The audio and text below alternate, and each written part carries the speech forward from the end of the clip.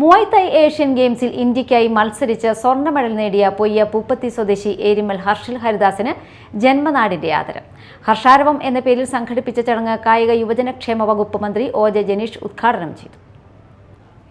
മുവായ് തായ് Asian ഗെയിംസിൽ ഇന്ത്യയ്ക്കായി മത്സരിച്ച് സ്വർണ്ണ മെഡൽ നേടിയ പൊയ്യ പൂപ്പത്തി സ്വദേശി ഏരിമൽ ഹർഷിൽ ഹരിദാസിനെ ജന്മനാട് ആദരിച്ചു.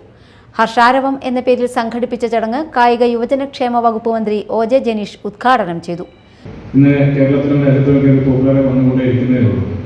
അപ്പോൾ ഞാൻ കർഷകരുമായി സംസാരിച്ചൊരു കാര്യം മനസ്സിലാക്കി. ഇവരൊക്കെ നേടിയെടുത്തത് പഠനത്തിനിടയിൽ ഞായറാഴ്ചകളിൽ മാത്രം സൺഡേ ബാച്ചിലാണ് ഡിപ്ലോമ പൂർത്തീകരിച്ചത്. ഇടയിലാണ് ഈ പറയുന്ന ആയോധനകല പഠിക്കുകയും ഇതിൻ്റെ ഭാഗമായിട്ടൊക്കെ മുന്നോട്ട് പോവുകയും ഇപ്പോൾ ഈ ആയോധനകലയുടെ ഇന്റർനാഷണൽ ട്രെയിനറായി മാളയിൽ വിദ്യാർത്ഥികളെ പഠിപ്പിക്കുന്ന ഒരു സ്ഥാപനം കൂടി കർഷകർ മുന്നോട്ട് കൊണ്ടുപോകുന്നുണ്ട്.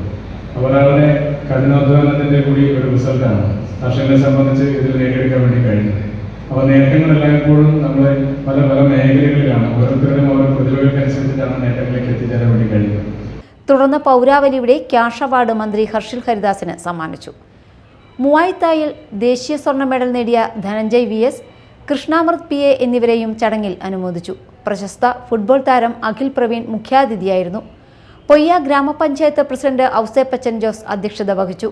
ചടങ്ങിൽ ജില്ലാ പഞ്ചായത്ത് അംഗം സാജൻ കൊടിയൻ, ബ്ലോക്ക് പഞ്ചായത്ത് അംഗം ബൈജു തോമസ് പാറേക്കാട്, പഞ്ചായത്ത് അംഗങ്ങളായ Shari Rajeev, PV Arun, Girija Vamanan, CN Sudharjunan, VP Rajan, PK Krishnadas, CV പുഷ്പഹാസൻ, EP Sajeev എന്നിവർ സംസാരിച്ചു.